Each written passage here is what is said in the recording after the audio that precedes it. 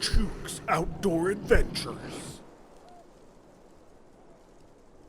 Chuke, is that you?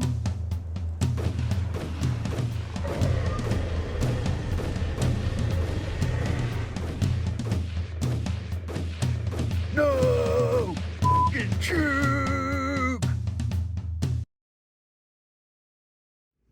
All right, guys, Chuke here with another knife video. I am now obsessed with titanium frame locks, and I don't know why. I think it's because most of the high-end knives seem to be in this format. First of all, I've got this mini Tyrant. Now, this has just got a titanium finish, but as you can see, it's got a cute little frame lock. Now, this is a teeny version of everything I like in a knife, but it's just pretty fun. It's S35 steel, but I got that from BattleBox. But anyways, it started off with getting a Sebenza. This is my second Sebenza I've had. This is a Sebenza 31 large. And this, for many years, was the holy grail of the EDC world. It was the ultimate high-end knife you could get.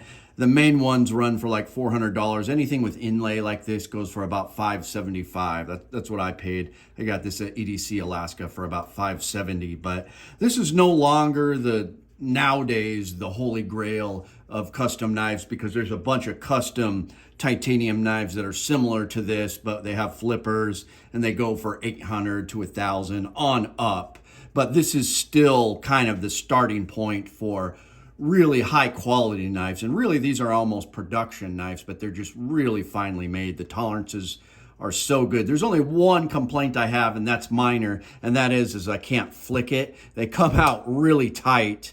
You can take them apart and lube them up, and you can also bend this bar back a little bit, but I'm not going to do that. It'll wear in after a while, and once I build up my thumb muscles, I'll be able to flick it out. But the owner, funny enough, he hates it when people flick out their knives. It's meant to be a utility knife, and it's described as a hydraulic, glassy, smooth opening, which it is, and it is just rock solid. I mean, it feels like a fixed blade. Some people complain of rock lock, but I have not experienced any of that with these knives, and the tolerances are probably some of the best I've ever seen as far as fit and finish. And of course, this titanium wears in pretty good, and you get these snail trails, they call them, where you get the little lines from use. So they just look better with time. But this is one that is just great for the collection. They come with these little lanyard deals, and before I didn't like it, I cut it off, but now I like it on a Sebenza at least, and it keeps the price. Their box is crazy. The box is like opening an iPhone or something. It's just got a bunch of stuff in it. They give you a really nice cloth and a little leather sheath and a bunch of instructions on how to take it off. It's just really cool. But really, I want a Hinderer because it's kind of like this, but with a flipper, because I love fidgeting with my knives. I like flicking them out. But Hinderers are hard to find right now, and Northern Knives has got one on order for me. So the next time they get a batch in, I'm going to get a Hinderer. But it's got the titanium frame lock and everything, but it's got a flipper. But man, ZT has done such a good job with this format. Here I have, I think it's the 0226. No, it's the 0220. And it's got a flipper. This was designed by Anso. And it's just a really cool knife. They did such a good job with it. And this is more affordable. This is like $228.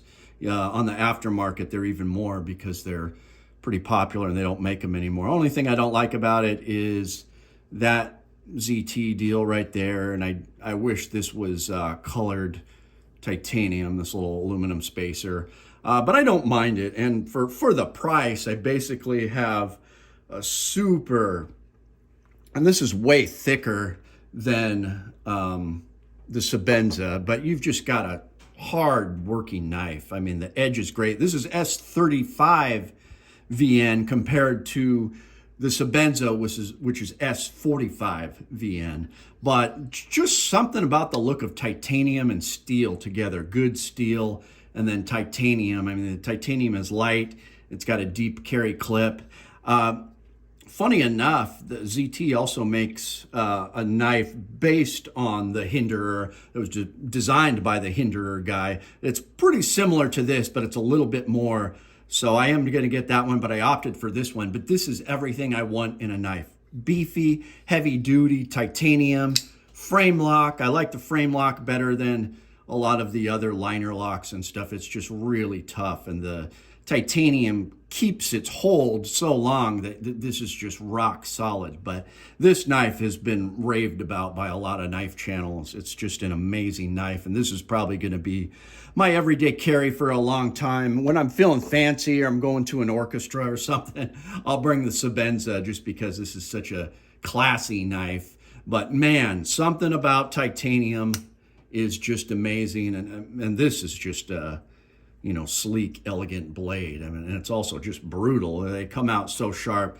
It says made in Idaho, but man, if you can get one of these, and you don't have to spend a lot, like just get a ZT for, $200 or a little over that, and you've got a titanium knife that is going to wear in really nice. The action's just going to get better and better, but on those bearings, it just feels amazing. So anyways, the last couple years, I've been newer to the knife world, but those are my current favorites, and I'm just going to keep collecting knives like that. A Spyderco is still my favorite kind of budget knife. Well, it's not even budget, in the $150 range for the PM2, I think is a great everyday user. But now that I'm getting a little fancier, all I want is these titanium frame locks. And Spyderco does make a titanium frame lock kind of similar to these, which is pretty cool. But let me know what you guys think. I'm a big fan of these, and I'm going to continue collecting them. Let me know what you have. Thanks, guys. My name is Chuke. I like to trade my guns just for fun, but now I have none. Oh, look, get shot by a bear, but I don't care. I got a 10mm. Chuke's Outdoor Adventures. Watch you all die every time.